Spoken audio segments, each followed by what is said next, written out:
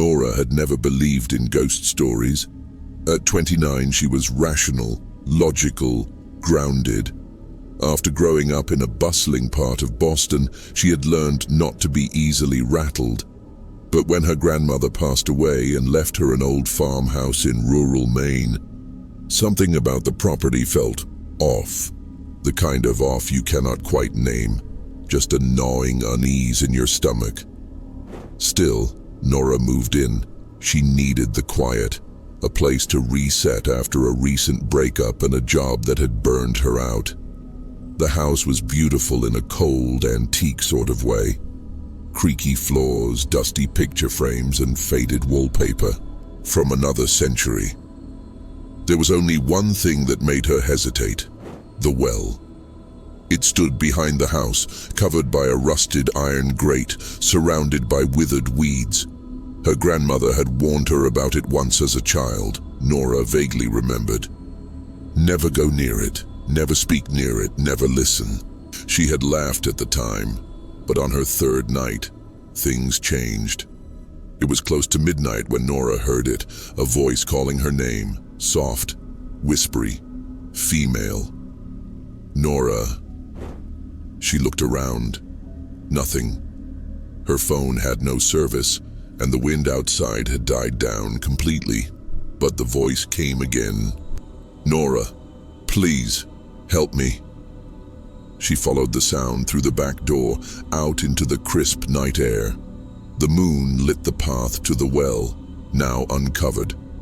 The grate lay bent on the ground. She should have turned back, but she stepped closer. Is someone down there? She called, heart racing. For a moment, silence. Then, it is so dark. Please, just a little closer. She leaned forward, peered into the blackness. Could not see the bottom. Could not see anything. Then she heard the sound of fingernails scraping up the stone walls from within. She screamed and ran back inside, slamming the door. The next day she tried to dismiss it. Stress, imagination, a bad dream. Until she found muddy footprints on the kitchen floor, bare feet, leading from the back door to her bedroom. She did not sleep that night. Instead, she placed salt along every windowsill, every door frame, left the lights on. At 3:07 a.m., her bedroom light flickered out. Then she heard it, breathing, ragged, close, a whisper from the foot of her bed. Thank you for hearing me. She jumped out of bed and ran outside, this time determined to drive into town, but her car would not start. Inside the house, every light flickered, then went dark. The voice came again, from every room. You looked into the well, that is all it needs. She ran to the local library the next day, desperate to find anything, any clue. There, buried in an old newspaper from 1913, she found a story about the property. A girl named Elise had vanished, last seen near the well. Villagers claimed she had been hearing voices, that she believed something in the well wanted her to join it. Her body was never found. That night, Nora heard a knock on the front door. Not 3, not 4, but 7 times. She did not answer. She hid in the closet, phone in hand. The voice came from inside the walls. You saw me. I can see you now. The floorboards creaked outside her hiding place. Closer, closer. Then silence. She stayed hidden until sunrise. When she stepped outside, the well was sealed again. The grate perfectly in place. No footprints, no mud.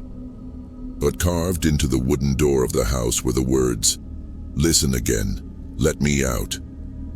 She left that day, never returned. But no matter where she goes, motel, city, friend's couch, at 3:07 a.m. every night she wakes up. And from somewhere nearby, always the same voice. Thank you for hearing me. Now let me in. Have you ever ignored something just because facing it felt worse than pretending it was not real? Cassandra had. She was 26, a freelance copywriter who had just moved into a decaying Victorian apartment building on the edge of downtown Toronto. The rent was suspiciously low, the halls too quiet, and the neighbors too absent. But it was all she could afford, and at first, it was not so bad. Old hardwood floors, tall windows, that gothic charm people post about on Instagram. Except for one thing. Across from her unit was another apartment. 3B, same layout, same stained oak door, but it was always locked, always dark. No lights, no mail, and yet, every night at 2:11 a.m., precisely, Cassandra would hear the doorknob across the hall jiggle. Not once, not twice. It always jiggled 3 times. Then silence. The first time she thought it was her imagination. The second time, she got up and peeked through the peephole. Nothing. But the third night, she noticed something new. The doorknob was not just jiggling, it was slowly turning, like someone on the other side was trying to open it, but could not. She called her landlord the next day. "Oh, 3B, that unit has been vacant for years. Cannot rent it. Plumbing issues, mold, some legal thing. Do not worry about it. But someone is trying to get in. Probably kids, or your imagination. That old building makes all kinds of noises." He hung up before she could argue. That night she stayed up, not because she wanted to, because she could not sleep. 2:11 a.m. Click, click, click. The handle turned, slowly, then rattled. 3 times. She recorded it this time, played it back, clear as day. When she turned to look again, she gasped. The door to 3B was open, just a few inches, enough to see pitch blackness inside. No light, no furniture, no floor, just a void. Then something moved. Something white. A face? She slammed her door shut and locked it. That was the first night she saw the figure. Pale, thin, dressed in what looked like hospital scrubs, standing at the end of her hallway inside her apartment. Not moving, just watching. When she turned on the lights, it was gone. The next night she set up a camera, pointed directly at the hallway. She did not sleep. 2:11 a.m. Click, click, click.